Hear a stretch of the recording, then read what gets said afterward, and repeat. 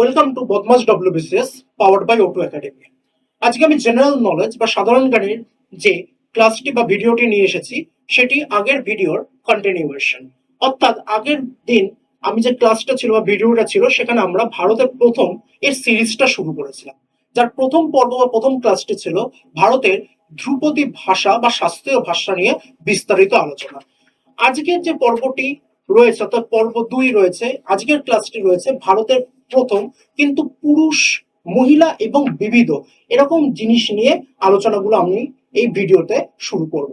কিন্তু আজকের ভিডিওতে আমরা শুধুমাত্র রেখেছি ভারতের প্রথম পুরুষ যারা ভারতে এবং পৃথিবীব্যাপী তাদের পদচিহ্ন রেখে গেছেন বা বিখ্যাত হয়েছেন। আজকে সেজন্য ভিডিওতে আমাদের শুধুমাত্র ভারতের প্রথম পুরুষ নিয়েই থাকবে বিস্তারিত আলোচনা। আমরা তাহলে শুরু করি। দেখো প্রথমটা কি বলেছে, স্বাধীন ভারতের প্রথম গভর্নর জেনারেল। ভারতের স্বাধীন হয় 1947 সালের 15ই আগস্ট। অর্থাৎ এই স্বাধীনতার পরেই ভারতের গভর্নর জেনারেল, যাকে আরেকটা বলা হয়, আরেকটা নাম হচ্ছে ভাইস রয়, তিনি কে ছিলেন? তিনি ছিলেন লর্ড বা লুইস মাউন্টব্যাটেন।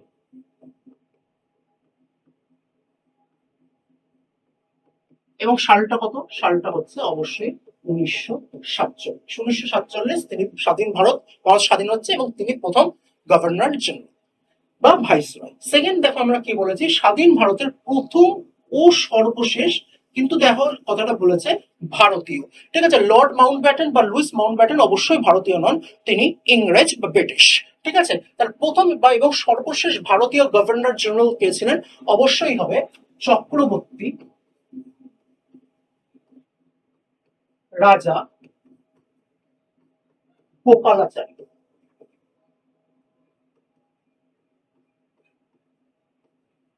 চক্রবর্তী রাজা গোপালাচারী বা সি রাজা গোপালাচারী বা আরেকটা ডাক নাম হচ্ছে রাজাজি।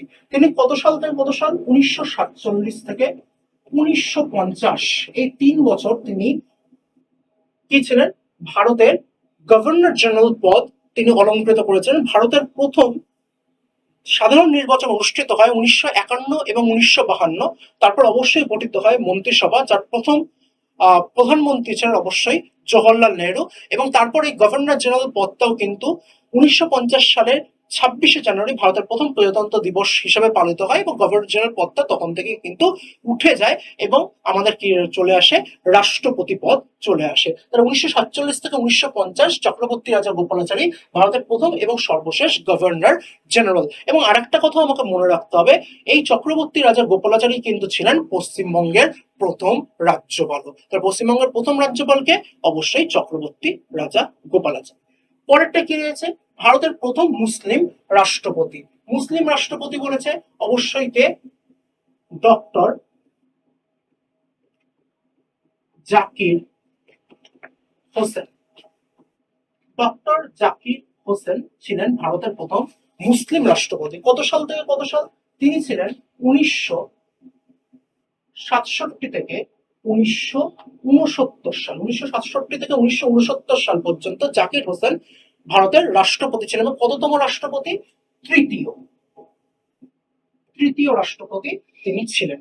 এবং আরেকটা ক্ষেত্রে মনে রাখতে হবে এই জাকির হোসেনের সম্পর্কে, 1967 থেকে 1969 সাল আমরা জানি ভারতের রাষ্ট্রপতির সময়কাল থাকে হচ্ছে 5 বছর, কিন্তু আমরা এখানে দেখতে পাচ্ছি ক বছর তিনি রাষ্ট্রপতি ছিলেন? 2 বছর। অর্থাৎ রাষ্ট্রপতি থাকাকালীনই কিন্তু ডক্টর জাকির হোসেন মারা গেছিলেন। সুতরাং আমাদের আরেকটা স্টেটমেন্টও কিন্তু এনার সম্বন্ধে জানতে হবে, ভারতের কোন রাষ্ট্রপতি, ভারতের প্রথম কোন রাষ্ট্রপতি যিনি রাষ্ট্রপতি থাকাকালীনই মারা যান, ঠিক আছে, তার নাম হচ্ছে অবশ্যই ডক্টর জাকির হোসেন।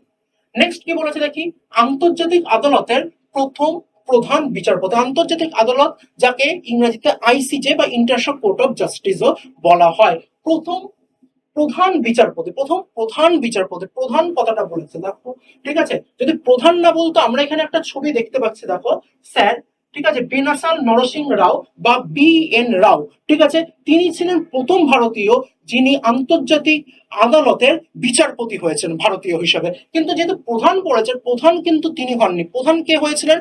প্রধান হয়েছিলেন হচ্ছে ডক্টর নগেন্দ্র সিং, ডক্টর নগেন্দ্র সিং।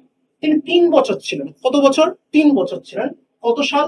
1985 থেকে 1988। 1985 থেকে 1988 এই 3 বছর ডক্টর নগেন্দ্র সিং আন্তর্জাতিক আদালত, ঠিক আছে, বা আইসিজে এর প্রধান বিচারপতি ছিলেন এবং প্রথম ভারতীয় যিনি এই পদ অলংকৃত করেছিলেন। পরেরটা কি রয়েছে? প্রথম ভারতীয় বিমান চালক। প্রথম ভারতীয় বিমান চালক হচ্ছে J R D tata.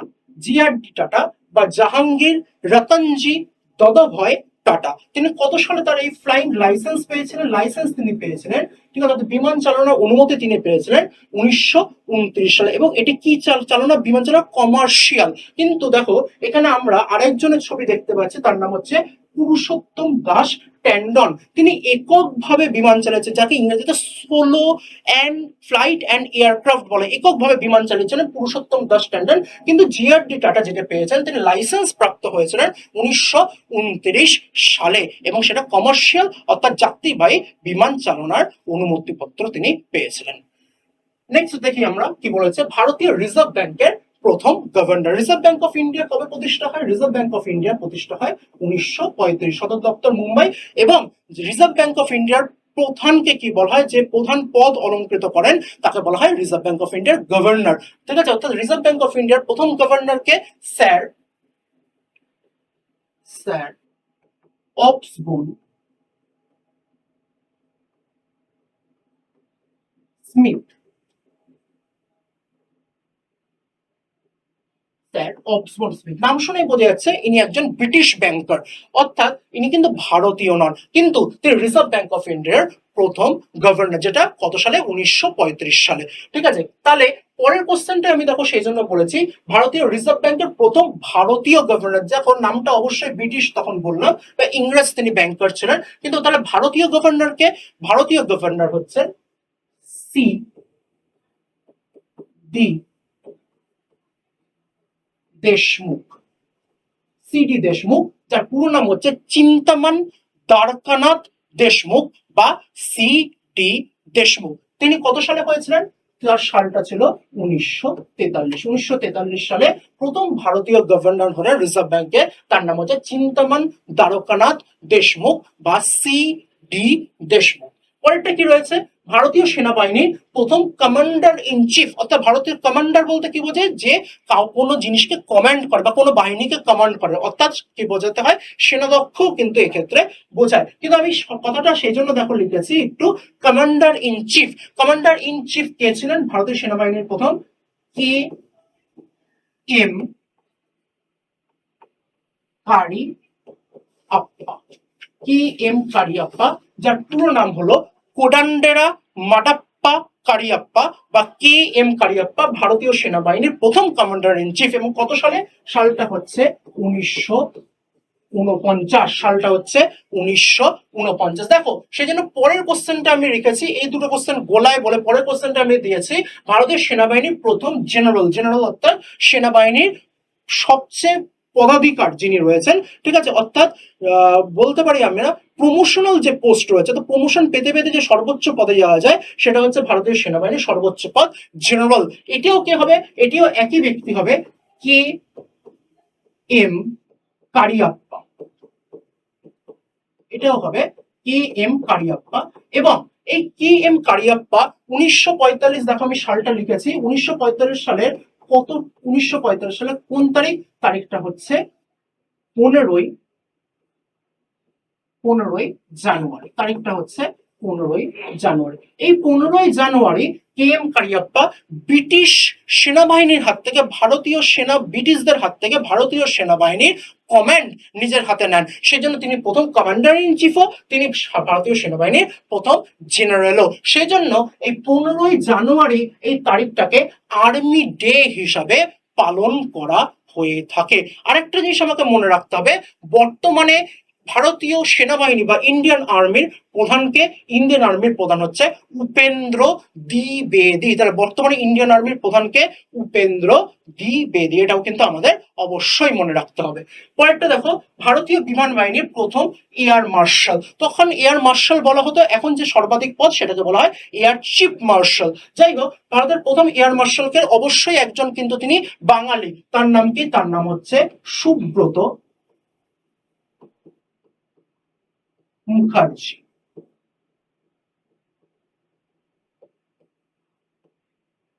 Subrata Mukherjee,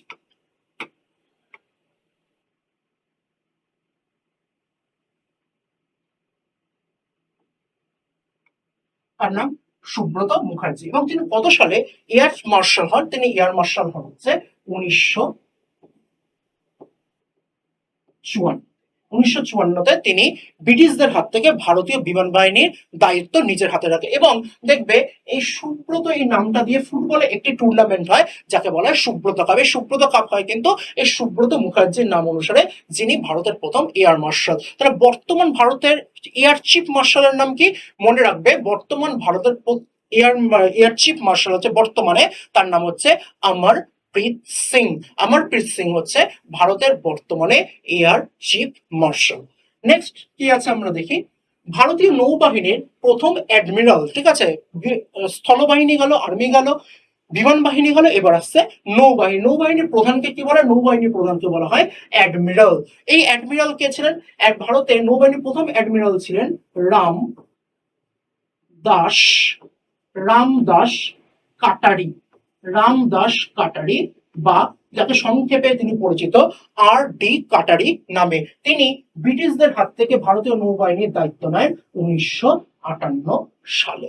1958 সালে তিনি প্রথম দায়িত্ব নিয়েছেন। আর বর্তমানে ভারতীয় নৌবাহিনীর প্রধান বা অ্যাডমিরাল কে রয়েছেন? তিনি হচ্ছেন তিনি হচ্ছেন দীনেশ কুমার ত্রিপাঠী। দীনেশ কুমার ত্রিপাঠী বর্তমানে ভারতের নৌবাহিনীর প্রধান বা অ্যাডমিরাল। ঠিক আছে। পরেরটা দেখো, বলেছে প্রথম চিফ অফ ডিফেন্স স্টাফ, বা যাকে ইংরেজিতে কি বলা হয়? CDS, chief of defence staff বা সিডিএস। এই সিডিএসটা কি? এই সিডিএসটাকে কেন পরে রেখেছে? কারণ সিডিএস পদটা অনেক পরে তৈরি হয়েছে।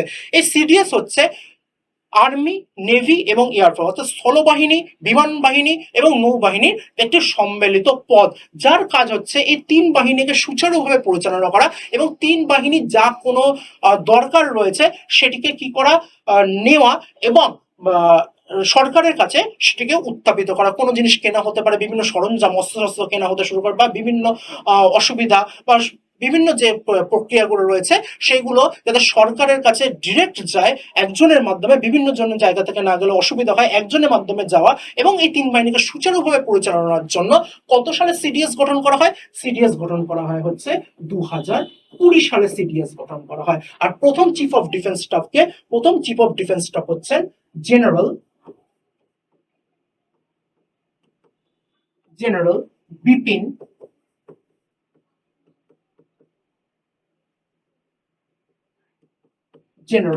বিপিন রাওয়াত। ঠিক আছে, প্রথম চিফ অফ ডিফেন্স স্টাফ বা সিডিএস হচ্ছেন কে? জেনারেল বিপিন রাওয়াত। তাহলে বর্তমানে আমাদের সিডিএস কে রয়েছেন? আমরা অপারেশন সিঙ্গুরের সময় তাকে বারবার দেখেছি, এখনো বারবার দেখি। তার নাম হচ্ছে অনিল চৌহান। ইনি দ্বিতীয় ভারতের সিডিএস বা 2 নম্বর সিডিএস ভারতের। মাঝখানে বিপিন রাওয়াত 2020-তেই হেলিকপ্টার ক্র্যাশে তিনি মারা যান নীলগিরি হিলসে। এবং তারপর অস্থায়ীভাবে দলবীর সিং সোহাগ, তিনিও জেনারেল ছিলেন ভারতীয় সেনাবাহিনী, তাকে অধিষ্ঠ করা হয় এবং তারপর পার্মানেন্ট হিসেবে অর্থাৎ দ্বিতীয় সিডিএস হিসেবে নিয়ে আসা হয় অনিল চৌহান, যিনি বর্তমানেও সিডিএস হিসেবে কিন্তু কর্মরত রয়েছেন।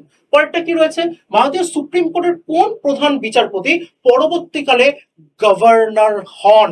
দেখো কি বলে, সুপ্রিম কোর্টের কোন প্রধান বিচারপতি, অর্থাৎ ইংরেজিতে সিজেআই অফ ইন্ডিয়া বলে বা সিজেআই বলা হয়, তার প্রধান বিচারপতি ছিলেন কিসের ছিলেন? সুপ্রিম কোর্টের ছিলেন। পরবর্তীকালে কি হয়েছেন?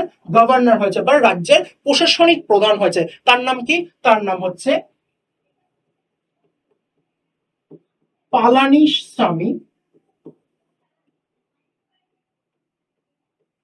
সত্যাশিবম, যিনি পি সত্যাশিবম নামে অধিক পরিচিত। আর তিনি কোন রাজ্যের গভর্নর হন? তিনি কোন রাজ্যের? রাজ্যটি হচ্ছে অবশ্যই কেরালা। এবং কত সালটা হচ্ছে 2000 থেকে 2019, 2014 থেকে 2019 এই 5 বছর তিনি কেরালার গভর্নরের পদ অলংকৃত করেছিলেন, যিনি কি ছিলেন সুপ্রিম কোর্টের প্রাক্তন প্রধান বিচারপতি। পরেরটা কি দিয়েছে, লোকসভার প্রথম অধ্যক্ষ। লোকসভার প্রথম অধ্যক্ষ কি, জিভি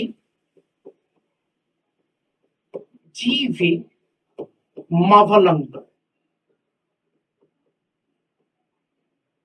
জিভি মাভালাঙ্কর, যার পুরো নাম হচ্ছে গণেশ বাসুদেব মাভালাঙ্কর, যিনি লোকসভার প্রথম অধ্যক্ষ, যাকে ইংরেজিতে কি বলা হয়, স্পিকার বলা হয়। 1951-1952 সালে ভারতের প্রথম সাধারণ নির্বাচন অনুষ্ঠিত হয় এবং 1952 থেকে 5 বছর, অর্থাৎ 1952 থেকে 1957 তিনি প্রথম লোকসভার অধ্যক্ষ ছিলেন বা স্পিকার ছিলেন। তার বর্তমানে স্পিকার কে আছে, বর্তমানে অষ্টাদশ লোকসভা বা 18তম লোকসভা, এই লোকসভার স্পিকারকে ওম বিড়লা, এবং তিনি কিন্তু 17তম লোকসভারও অধ্যক্ষ ছিলেন এই ওম বিড়লা, এবং একমাত্র অধ্যক্ষ এখনো পর্যন্ত ভারতে যিনি পরপর দুটি লোকসভারই কিন্তু অধ্যক্ষ হয়েছেন। এটাও কিন্তু আমাদের অবশ্যই মনে রাখতে হবে। পরেরটা কি রয়েছে, ভারতীয় নির্বাচন কমিশনের প্রথম প্রধান নির্বাচন আধিকারিক। বর্তমানে এসআইআর নিয়ে অনেকদিন ধরেই বিভিন্ন জলঘোলা রয়েছে। এসআইআর অন্যতম চর্চিত বিষয়। বর্তমানে নির্বাচন কমিশনের প্রথম আধিকারিককে, অবশ্যই উত্তর হবে ভেরি ভেরি, এটা ইম্পর্টেন্ট কোশ্চেন, অনেকবার আসা, সুকুমার সেন। সুকুমার সেন বর্তমান বলছি প্রথম প্রধান নির্বাচন আধিকারিক ছিলেন ভারতের, সুকুমার সেন। তাহলে বর্তমানে কে রয়েছেন, বর্তমানে রয়েছে, এনাকে নিয়েও কিন্তু বিতর্ক শেষ হচ্ছে না, ইনি হচ্ছেন জ্ঞানেশ কুমার, যিনি ভারতের 26তম প্রধান নির্বাচন আধিকারিক, 26তম, এবং নাম হচ্ছে জ্ঞানেশ কুমার। যিনি প্রথম কে ছিলেন, অবশ্যই প্রথম প্রধান নির্বাচন আধিকারিক ছিলেন সুকুমার সেন। নেক্সট কি দিচ্ছে দেখি, ভারতের প্রথম লোকপাল। লোকপাল, এটা একটা আমরা নতুন কথা হয়তো শুনছি। লোকপাল বা লোকাউক্ত বলা হয়, অর্থাৎ কেন্দ্রীয় সরকারের কোনো মন্ত্রী, কোনো আমলা থেকে শুরু করে বা কেন্দ্রীয় সরকারের কোনো প্রশাসনিক পদে রয়েছেন এমন কোনো ব্যক্তি বা লোকসভার বা রাজ্যসভার সদস্য, এরকম যে কারোর ক্ষেত্রেই হোক, সাধারণ মানুষ যদি এনাদের বিরুদ্ধে কোনো অভিযোগ জানাতে পারে, তার জন্য গঠন করা হয়েছিল লোকপাল। কত সালে গঠন করা হয়েছিল, 2019-এ গঠন করা হয়েছিল। আর প্রথম লোকপাল কে ছিলেন, প্রথম লোকপাল ছিলেন হচ্ছেন পিনাকি চন্দ্র ঘোষ। পিনাকি চন্দ্র ঘোষ প্রথম ছিলেন লোকপাল। তাহলে বর্তমান লোকপালকে এখনো পর্যন্ত দুজনই লোকপালের, দুজন থেকে এবং 3জন হয়েছেন বর্তমানে। বর্তমানে তৃতীয় লোকপাল বা বর্তমান লোকপাল আমি যদি বলি কে রয়েছেন, বর্তমান লোকপাল কিন্তু রয়েছেন অজয় মানিকরাও খানউইলকার। তাহলে অর্থাৎ তৃতীয় লোকপাল বা বর্তমান লোকপালকে অজয় মানিকরাও খানউইলকার, এবং প্রথম কে ছিলেন অবশ্যই পিনাকি চন্দ্র ঘোষ বা পিকে ঘোষ। পরেরটা কি রয়েছে, প্রথম ইংলিশ চ্যানেল অতিক্রমকারী ভারতীয়, বহুবার আসা করছেন, প্রথম ইংলিশ চ্যানেল অতিক্রমকারী ভারতীয় হচ্ছেন অবশ্যই মিহির সেন।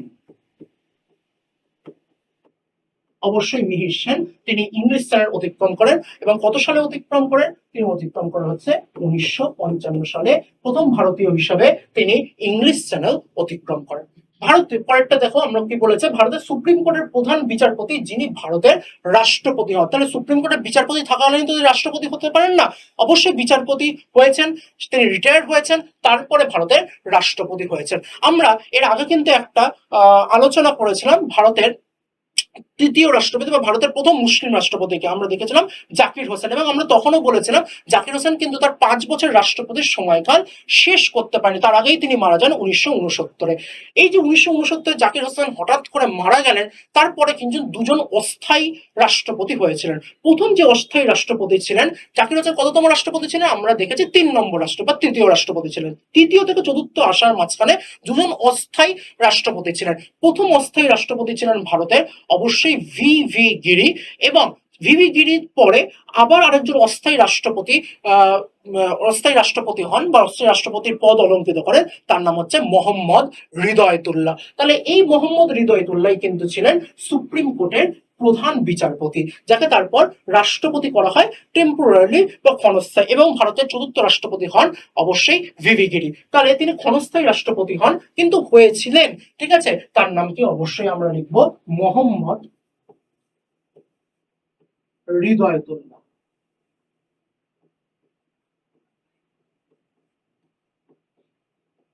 মোহাম্মদ হৃদয়তুল্লাহ।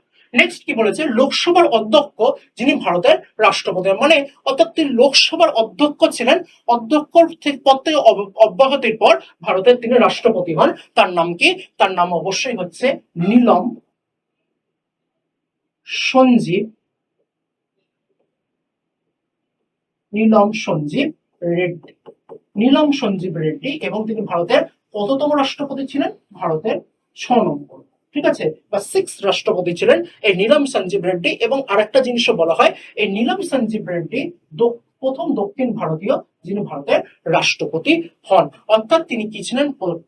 তার আগে ভারত লোকসভার অধ্যক্ষ ছিলেন এবং পরবর্তীকালে কি হন? ভারতের রাষ্ট্রপতি হন। পরেরটা কি রয়েছে, প্রথম পদ্মশ্রী পুরস্কার প্রাপক ক্রীড়াবিদ বলেছে, ঠিক আছে। এখানে আমাদের একটা জিনিস নিয়ে একটু ডাউট হয়, কিন্তু দেখো ক্রীড়াবিদ কথাটা বলেছে, ক্রীড়াবিদ মানে ইংরেজি যদি আমি বলি তাহলে স্পোর্টস পার্সন বলবো, তাহলে স্পোর্টস পার্সন কি হবে? স্পোর্টস পার্সন হবে বলবীর সিং দোসাঞ্জ। বলবীর সিং দোসাঞ্জ বিখ্যাত হকি খেলোয়াড়, বিখ্যাত হকি খেলোয়াড় বলবীর সিং দোসাঞ্জ, বা বলবীর সিং সিনিয়রও তাকে বলা হয়। এনার ছেলেও বিখ্যাত হকি খেলোয়াড় ছিলেন, বলবীর সিং দোসাঞ্জ। এবং তিনি কত সালে হয়েছিলেন? 1957 সালে তিনি প্রথম স্পোর্টস পার্সন হিসেবে বা ক্রীড়াবিদ হিসেবে পদ্মশ্রী পুরস্কার পান। পদ্মশ্রী হচ্ছে ভারতের চতুর্থ সর্বোচ্চ নাগরিকত্ব সম্মান। আমরা জানি ভারতের সর্বোচ্চ নাগরিকত্ব সম্মান হচ্ছে অবশ্যই ভারতরত্ন, তারপর পদ্ম বিভূষণ, তারপর পদ্মভূষণ, এবং চতুর্থ হচ্ছে পদ্মশ্রী। কে পেয়েছেন? বলবীর সিং দোসাঞ্জ। এবং তিনি বিখ্যাত হকি খেলোয়াড়, এবং 1948, 1952 এবং 1956 পরপর 3টে অলিম্পিকে তিনি কিন্তু স্বর্ণ পদক পান। ভারতের মধ্যে দুজনেরই এই রেকর্ড রয়েছে অলিম্পিক হকিতে 3বার স্বর্ণ পদক পাওয়া তার জীবনে বা তার কেরিয়ারে। দ্বিতীয় জন হচ্ছে লেসলি ক্লডিয়াস, ঠিক আছে, যেটি অবশ্যই কলকাতার লোক লেসলি ক্লডিয়াস। এবং বলবীর সিং দোসাঞ্জ, বলবীর সিং দোসাঞ্জ প্রথম ক্রীড়াবিদ হিসেবে পান 1957। যেখানে ডাউট আছে আমি বলছিলাম, সেখানে অনেক জায়গায় তোমরা বলবে তাহলে মিলখা সিংকে, মিলখা সিং হচ্ছে প্রথম অ্যাথলিট, উনি পান 1959 সালে। মিলখা সিং প্রথম পান 1959 সালে। তিনি ছিলেন প্রথম অ্যাথলেট, সেটা দৌড়বিদ হতে পারে, হাই জাম্পার হতে পারে, লং জাম্পার হতে পারে, কিন্তু তিনি দৌড়বিদ, আমরা সবাই জানি মিলখা সিং। তিনি কিন্তু প্রথম অ্যাথলিট হিসাবে পান হচ্ছেন পদ্মশ্রী, এবং সেটা ছিল 1969।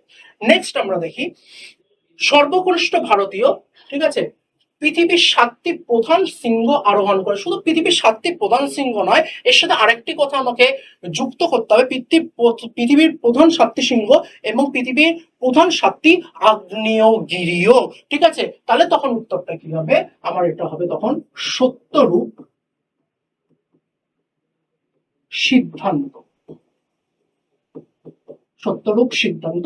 শুধুমাত্র 7টি প্রধান পর্বতশৃঙ্গ ও আগ্নেয়গিরি। তাহলে উত্তরটা আমার কি হচ্ছে? সত্যরূপ সিদ্ধান্ত। ইনি পৃথিবীর প্রথম ভারতীয় বা সর্বকনিষ্ঠ ভারতীয়, এবং পৃথিবীর মধ্যেও তিনি সর্বকনিষ্ঠ, যিনি পৃথিবীর প্রধান 7টি পর্বতশৃঙ্গ এবং 7টি আগ্নেয়গিরি আরোহণ করেছিলেন। পরেরটা কি হয়েছে? ভারতের প্রথম মহাকাশচারী, যদিও খুব কমন, কিন্তু পরীক্ষায় এখনো পর্যন্ত কিন্তু অনেকবার এসেছে, তার নাম অবশ্যই রাকেশ শর্মা। রাকেশ শর্মা কত সাল? অবশ্যই 1984। রাকেশ শর্মা। আমি কিন্তু এই কোশ্চেনটা শুধুমাত্র রাকেশ শর্মার নাম শোনার জন্য বা জানানোর জন্য বা তোমাদের কাছে বলার জন্য আমি কিন্তু রাখিনি। দ্বিতীয় মহাকাশচারীও কিন্তু এসে গেছেন, যিনি কিন্তু ভারতীয় হিসাবে, ভারতীয় দ্বিতীয় মহাকাশচারীও রয়েছেন কিন্তু, যিনি কিন্তু মহাকাশে গেছেন, এবং সেটি কিন্তু ঠিক আগের বছর অর্থাৎ 2025। এবং তার নাম কি? তার নাম হচ্ছে গ্রুপ ক্যাপ্টেন শুভাংশু শুক্লা। রাকেশ শর্মা কিসে গেছিলেন? 1984 সালে। কোন দেশ তাকে পাঠিয়েছিল? সেটা ছিল কিন্তু সোভিয়েত ইউনিয়ন, বর্তমানে হচ্ছে রাশিয়া, সোভিয়েত ইউনিয়ন, 1984। আর শুভাংশু শুক্লা দ্বিতীয় ভারতীয় মহাকাশচারী হিসেবে মহাকাশে গেছিলেন, সেটা কিন্তু গেছিল আমেরিকার একটি বেসরকারি সংস্থা, এবং মিশনটার নাম ছিল এক্সিয়াম 4 মিশন। মিশনটার নাম ছিল এক্সিয়াম 4 মিশন। এই মিশনের কিন্তু সদস্য হিসেবে শুভাংশু শুক্লা কিন্তু দ্বিতীয় ভারতীয় মহাকাশচারী হিসেবে মহাকাশে গেছিলেন। পরেরটা কি রয়েছে? প্রথম পদ্ম বিভূষণ পুরস্কার প্রাপক, পদ্মবিভূষণ পুরস্কার অর্থাৎ ভারতের দ্বিতীয় সর্বোচ্চ নাগরিকত্ব সম্মান। পদ্মবিভূষণ পুরস্কার প্রথম কত সালে দেওয়া হয়? 1954 সালে প্রথম পদ্মবিভূষণ পুরস্কার দেওয়া হয়। আমি লিখছি না, একটু ভালো করে শোনো, কারণ অনেকটা জায়গা লাগবে। 1954 সালে পদ্মবিভূষণ পুরস্কার দেওয়া হয় এবং প্রথমবার মোট 6 জন কিন্তু এই পদ্মবিভূষণ পুরস্কার পেয়েছিলেন। তার মধ্যে রয়েছেন অবশ্যই 2 জন বাঙালি, রয়েছেন বিখ্যাত চিত্রকর নন্দলাল বসু, রয়েছেন বিখ্যাত বিজ্ঞানী সত্যেন্দ্রনাথ বসু, রয়েছেন ভারতের প্রথম মুসলিম রাষ্ট্রপতি ডক্টর জাকির হোসেন, এছাড়াও রয়েছেন বালাসাহেব গঙ্গাধর খের, ভি কে কৃষ্ণ মেনন এবং ষষ্ঠ হিসেবে রয়েছেন ভুটানের তৎকালীন রাজা জিগমে দর্জি ওয়াংচুক। প্রথম বছর, আমি আরেকবার বলছি, নন্দলাল বসু, সত্যেন্দ্রনাথ বসু, জাকির হোসেন, ভি কে কৃষ্ণ মেনন, বালাসাহেব গঙ্গাধর খের এবং সর্বশেষ জিগমে দর্জি ওয়াংচুক। অর্থাৎ 1954-তে প্রথমবার যখন পদ্মবিভূষণ দেওয়া হয়, এই 6 জনকে পুরস্কৃত করা হয়েছিল ভারতের দ্বিতীয় সর্বোচ্চ নাগরিকত্ব সম্মান দিয়ে। কয়েকটা কি রয়েছে? প্রথম পদ্মভূষণ পুরস্কার প্রত্যাখ্যানকারী ভারতীয়, অর্থাৎ তিনি প্রত্যাখ্যান করেছেন এবং ইনিও একজন বিখ্যাত বাঙালি। তার নাম কি? তার নাম হচ্ছে বিখ্যাত নাট্যকার নাট্যাচার্য শিশির কুমার ভাদুড়ী। শিশির কুমার ভাদুড়ী বিখ্যাত নাট্য ব্যক্তিত্ব, নাট্যাচার্য শিশির কুমার ভাদুড়ী। এবং তিনি কত সালে এটা প্রত্যাখ্যান করেছিলেন? 1959 তিনি কিন্তু প্রত্যাখ্যান করেন এই পদ্মভূষণ পুরস্কার, যেটি ভারতের তৃতীয় সর্বোচ্চ নাগরিকত্ব সম্মান। কেন তিনি করেছিলেন? কারণ তার প্রোটেস্টের জায়গা ছিল নাটকের জন্য বা নাটকের উন্নতির জন্য, ভারতীয় নাটকের উন্নতির জন্য ভারত সরকার সেজন্য কোনো সেরকম উন্নয়নমূলক কাজ করছে না, সেই জন্য তিনি এই পুরস্কার কিন্তু প্রত্যাখ্যান করেছেন। এবং এই সালটা দেখবে 1959, এটাই কিন্তু ন্যাশনাল স্কুল অফ ড্রামা, যেটা কেন্দ্রীয় প্রতিষ্ঠান এবং বিখ্যাত বিখ্যাত কিন্তু অভিনেতা অভিনেত্রী নাট্য ব্যক্তিত্ব বেরিয়ে এসেছেন এই ন্যাশনাল স্কুল অফ ড্রামা 1959 সালে কিন্তু প্রতিষ্ঠিত হয়েছিল। কয়েকটা দেখো, প্রথম ফিল্মফেয়ার বিজয়ী অভিনেতা, প্রথম কোন অভিনেতা ফিল্মফেয়ার বিজয়ী হন? তিনি অবশ্যই দিলীপ কুমার। তিনি অবশ্যই দিলীপ কুমার। এবং সালটা কত? সালটা হচ্ছে 1954 সাল। 1954 সালে দিলীপ কুমার প্রথম অভিনেতা যিনি ফিল্মফেয়ার পুরস্কার পান। কোন সিনেমার জন্য? 1953 সালে প্রকাশিত তার সিনেমা দাগ। দাগ এই সিনেমাটির জন্য তিনি ফিল্মফেয়ার পুরস্কার পান।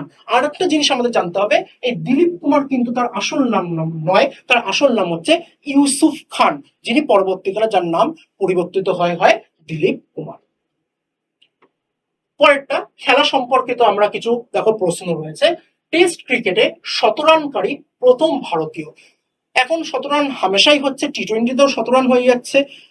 তাহলে প্রথম, কিন্তু তখনকার দিনে কিন্তু অত সোজা ছিল যখন টেস্ট ক্রিকেট প্রথম শুরু হয়েছিল। অবশ্যই আমরা জানি প্রথম যেটা সবচেয়ে পুরনো টুর্নামেন্ট পৃথিবীর মধ্যে সেটা অ্যাশেজ, যেটা ইংল্যান্ড এবং অস্ট্রেলিয়ার মধ্যে খেলা হয়। তখনকার দিনে কিন্তু এত সোজা ছিল না, ঠিক আছে। কিন্তু প্রথম টেস্ট ক্রিকেট 17 রান কাদার প্রথম ভারতীয় কে হচ্ছেন? তিনি হচ্ছেন লালা অমরনাথ। লালা অমরনাথ তিনি কত সালে করেছিলেন? 1933 সালে তিনি প্রথম সেঞ্চুরি করেন এবং দলটা অবশ্যই ছিল ইংল্যান্ড। এবং তিনি কত রান করেছিলেন? তিনি করেছিলেন হচ্ছে 118 রান। পরেরটা থেকে বলেছে কি দেখো, টেস্ট ক্রিকেটে হ্যাট্রিককারী প্রথম ভারতীয়, মানে বোলার, ঠিক আছে, হ্যাট্রিক ভারতীয় বোলার কে ছিলেন প্রথম টেস্ট ক্রিকেটে? টেস্ট ক্রিকেট বলেছে, অবশ্যই এটা হচ্ছে হরভজন সিং। বিখ্যাত টেস্ট, মেমোরেবল টেস্ট ভারতীয় টেস্ট ক্রিকেটের ক্ষেত্রে, যেখানে ভারত ফলো অন করেও কিন্তু টেস্ট ম্যাচটা জিতে নিয়েছিল হরভজন সিং। সালটা কত? সালটা অবশ্যই 2001। এবং টিমটা তোমরা অবশ্যই মনে হচ্ছে প্রেডিক্ট করতে পারছো, টিমটা হচ্ছে অবশ্যই অস্ট্রেলিয়া।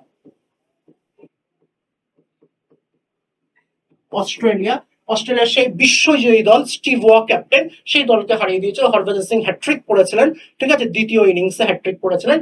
এবং মাঠটার নাম ছিল অবশ্যই কলকাতার বিখ্যাত মাঠ, সারা পৃথিবীর বিখ্যাত ক্রিকেট গ্রাউন্ড, অবশ্যই ইডেন গার্ডেন্স।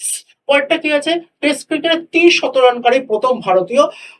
আমরা জানি, ঠিক আছে, টেস্ট ক্রিকেটের নাজফগড়ের নবাব বলা হয় বা মুলতানের সুলতান বলা হয়, অবশ্যই বীরেন্দ্র সেহবাগ।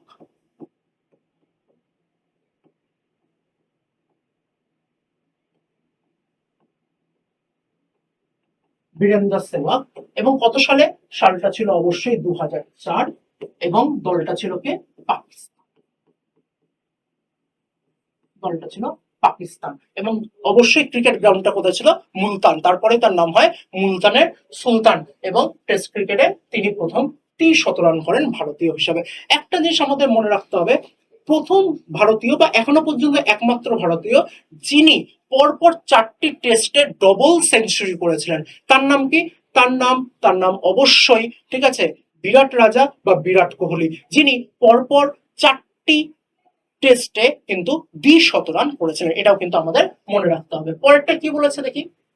পরেরটা বলেছে প্রথম ভারতীয় ফুটবল ক্লাব যারা কোনো ফুটবল প্রতিযোগিতায় বিজয়ী দল হয়। প্রথম ভারতীয় ফুটবল ক্লাব যারা বিজয়ী হয় ফুটবল প্রতিযোগিতায় তারা অবশ্যই মোহনবাগান।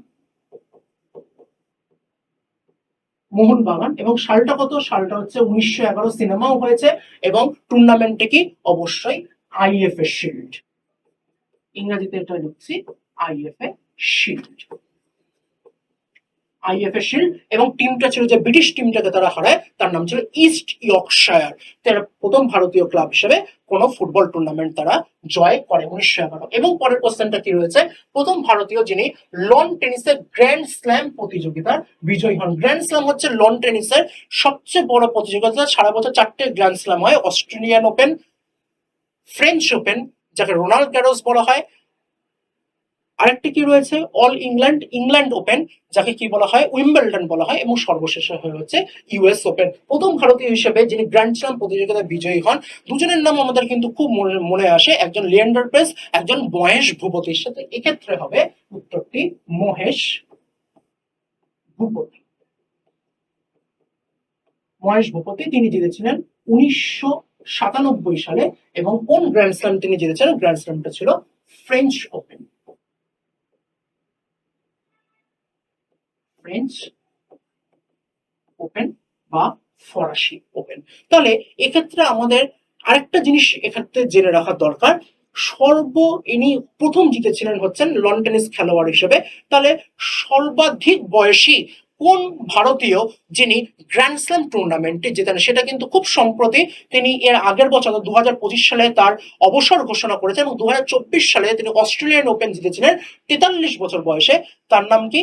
তার নাম হচ্ছে অবশ্যই রোহন বোপান্না। এটাও আমাকে মনে রাখতে হবে। আরেকটা কোশ্চেন দেখো, এখানে বলেছেন টেস্ট ক্রিকেটে হ্যাটট্রিককারী প্রথম ভারতীয়, উত্তরটা ছিল হরভজন সিং। তাহলে ওডিআই ক্রিকেটে হ্যাটট্রিককারী প্রথম ভারতীয়কে? ওডিআই ক্রিকেটে এটা যদি টেস্টের বদলে ধরি, ওয়ান ডে ক্রিকেটে হ্যাটট্রিককারী প্রথম ভারতীয়কে? প্রথম ভারতীয় হচ্ছেন চেতন শর্মা। তিনি কত সালে করেছিলেন? সালটা ছিল 1987। অবশ্যই 1987 বিশ্বকাপে। এবং কোন দল? দলটা হচ্ছে